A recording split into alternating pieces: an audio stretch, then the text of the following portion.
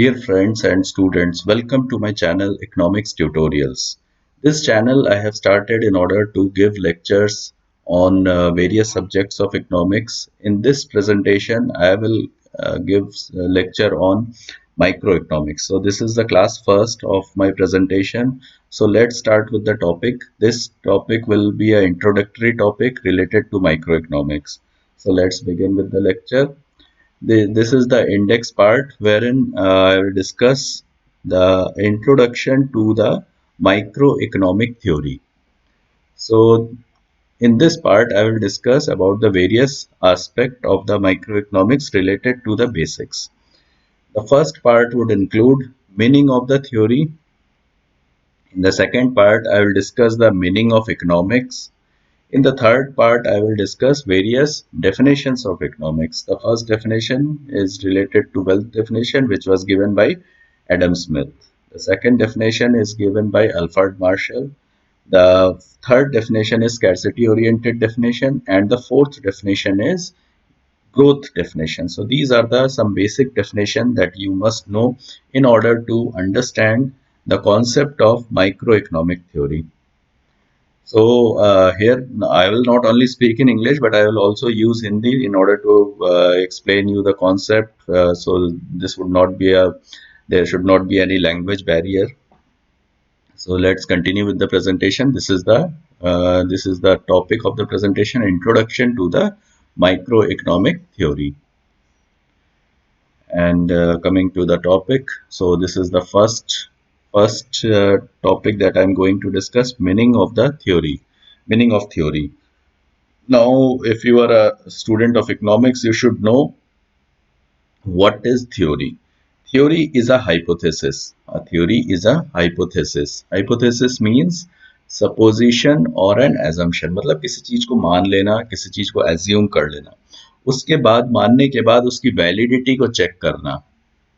To be tested, यानी कि उसकी वैलिडिटी को वो assumption सही है गलत है उस चीज को चेक करना. फिर और थ्योरी का यहाँ पे देखिए पर्पस क्या लिखा है. The purpose of the theory is to predict and explain. Predict करना और उसको एक्सप्लेन करना. ठीक है, जैसे कि एग्जांपल मैंने यहाँ पे आपको दिया है. जैसे कि अगर हम theory of law of demand को देखें, ये भी क्या है, एक थ्योरी है. ठीक है, अब यहाँ पे एजम्पशंस क्या है लॉ ऑफ डिमांड में. What are the assumptions? Assumptions here are: when price rises, demand falls, and when price falls, demand rises. So there is a vice versa relationship. जब प्राइस बढ़ेंगे तो फिर क्या होगा, डिमांड कम होता है, कम हो जाएगा. और जब प्राइस गिरेंगे तो फिर क्या होगा, डिमांड राइज होगा. अगर ये एजम्पशंस जो लॉ ऑफ डिमांड में हमने थ्योरी में बनाया है, अगर ये सही होता है, if it proves true, then it becomes a theory. So law of demand works according to its assumptions. जो assumptions बनाए गए हैं उस हिसाब से काम करता है. There are certain exceptions. Exceptions हम लोग बाद में डिस्कस करेंगे. लेकिन जो assumptions broader way में अगर हम लोग देखें तो law of demand is a theory because its assumptions proves true. जो assumptions लिए गए हैं वो conditions में, real conditions में, real world में फिट बैठते हैं. तो इस वजह से we can call it as a theory, law of demand. The next is meaning of economics. अब इकोनॉमिक्स से हम लोग क्या समझते हैं, ये हम लोग यहाँ पे पढ़ेंगे. यहाँ पे कहते हैं कि economics is a social science that deals with human wants and their satisfaction. तो इकोनॉमिक्स को क्या कहा जा रहा है, एक सोशल साइंस है जो कि ह्यूमन वांट्स के साथ डील करता है और उसके सेटिस्फैक्शन के साथ. तो यहाँ पे कह रहा है दूसरे वर्ड्स में, economics is a social science that studies about production, distribution and consumption of goods and services. इन तीन चीजों को आपको इकोनॉमिक्स को अगर समझना है तो इस सब का मतलब समझना जरूरी है. Production, distribution and consumption. Production का मतलब होता है किसी चीज का उत्पादन करना. उत्पादन करने के लिए हमें चार फैक्टर्स चाहिए होते हैं: land, labour, capital, enterprise. Land का मतलब है, land is a important factor. कहीं पे अगर आपको कुछ भी चीजें प्रोड्यूस करनी है तो you need a piece of land. अगर लैंड नहीं होगा तो फिर आप प्रोडक्शन पॉसिबल नहीं है। देन उसके साथ में उस प्रोडक्शन प्रोसेस में लेबर एक बहुत ही इंपॉर्टेंट रोल प्ले करता है। लेबर नहीं होगा तो भी प्रोडक्शन पॉसिबल नहीं होगा। Capital is also a very important part of production process, and enterprise. Any entrepreneur will take the initiative and start the production process. So these four factors is equals to production. तो इन सारे को मिला करके हम लोग किसी चीज का प्रोडक्शन शुरू करते हैं। अब डिस्ट्रीब्यूशन की अगर हम बात करें तो ये डिस्ट्रीब्यूशन किस चीज से रिलेटेड होता है? Remuneration of the factors of production. यानी कि लैंड को क्या मिलेगा? Rent. Labor will get wages. Capital will get interest. Entrepreneur will get profit. तो ये क्या है? जो डिस्ट्रीब्यूशंस हैं उसको अलग अलग फैक्टर्स ऑफ प्रोडक्शन को क्या क्या मिलता है उसके उससे रिलेटेड है। Then last part is consumption of goods and services by the consumers. तो एक इकोनॉमिक्स जो है इन तीन चीजों पर फोकस करता है, production, distribution and consumption. Consumption कौन करेगा? कंज्यूमर करेगा। ठीक है, next the most important part is definitions of economics. The first is wealth oriented definition, the second is welfare oriented definition, the third is scarcity oriented definition, and the fourth is growth oriented definition. Now we'll discuss all these one by one. Wealth definition was given by Adam Smith.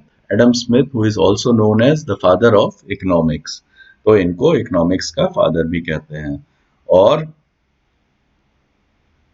according to Smith, economics regarded as the science which studies about production and consumption of wealth. अब Adam Smith ने क्या किया? Economics को mainly wealth तक ही restricted रख करके उसको explain करने की कोशिश की है। तो उनके हिसाब से जो भी हम लोग एक्टिविटी करते हैं लाइफ में उन सब का पर्पस क्या है? सिर्फ wealth. Only wealth is the motive for every human activity. ठीक है, तो इसी वजह से इनका क्रिटिसिज्म भी हुआ है क्योंकि उन्होंने वेल्थ पर बहुत ज्यादा एम्फेसिस किया है।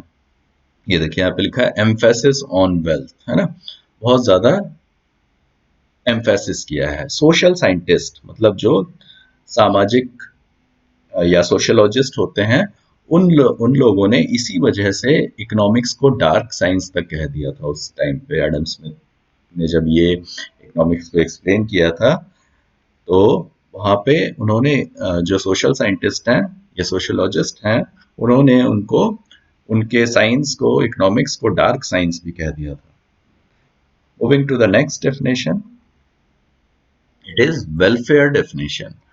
अब क्योंकि एडम स्मिथ के डेफिनेशन का बहुत ज्यादा क्रिटिसिज्म हो रहा था तो उस टाइम पे अल्फ्रेड मार्शल ने एक नया चीज एडिशन किया, वेल्थ विथ वेलफेयर। तो अल्फ्रेड मार्शल ये इनका पीरियड है और ये फर्स्ट इकोनॉमिस्ट थे जिन्होंने इकोनॉमिक्स को क्रिटिसिज्म से बचाने की कोशिश की। सोशल साइंटिस्ट के जो क्रिटिसिज्म थे उससे बचाने की कोशिश की। कैसे किया उन्होंने? वेल्थ के साथ वेलफेयर को भी जोड़ा उन्होंने कहा कि भाई इकोनॉमिक एक्टिविटीज करने का पर्पस सिर्फ वेल्थ अर्न करना नहीं होता है बल्कि वेलफेयर एक बहुत इंपॉर्टेंट पर्पस होता है लाइफ का, और सारे ह्यूमन एक्टिविटी सिर्फ वेल्थ अर्न करने के लिए नहीं किए जाते but there is also a motive of welfare. तो उन्होंने जो नैरो कर दिया था एडम स्मिथ ने,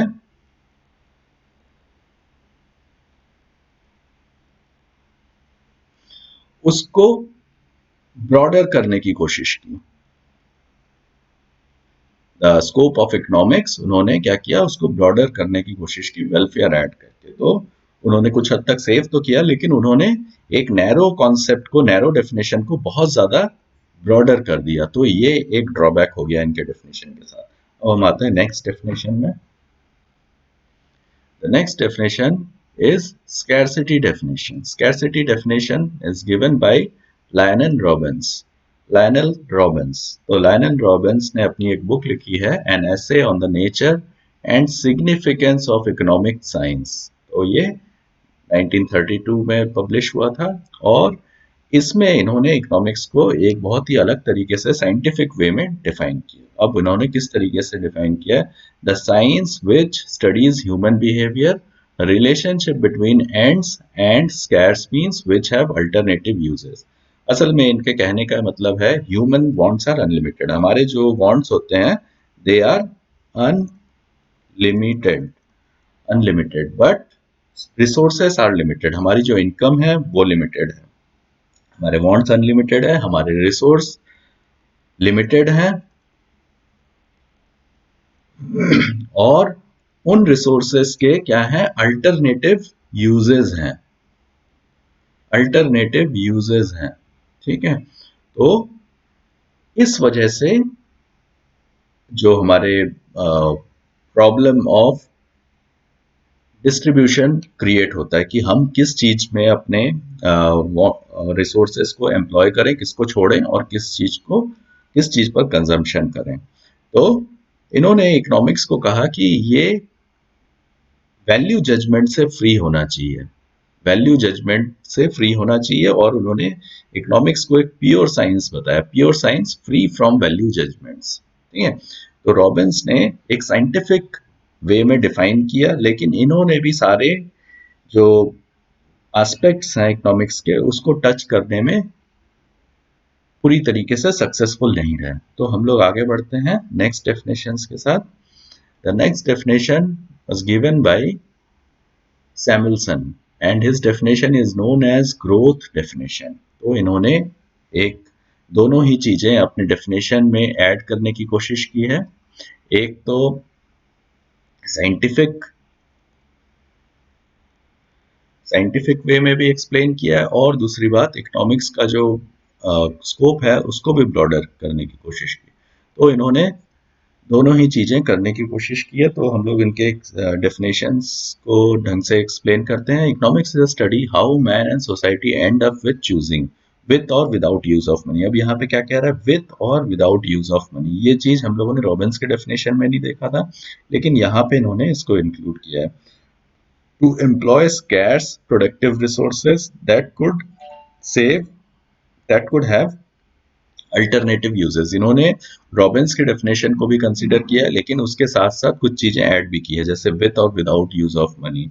और यहाँ पे जैसे कि उन्होंने कहा था हर चीज के अल्टरनेटिव यूजेस होते हैं, ये कह रहे हैं कि हो सकते हैं अल्टरनेटिव यूजेस।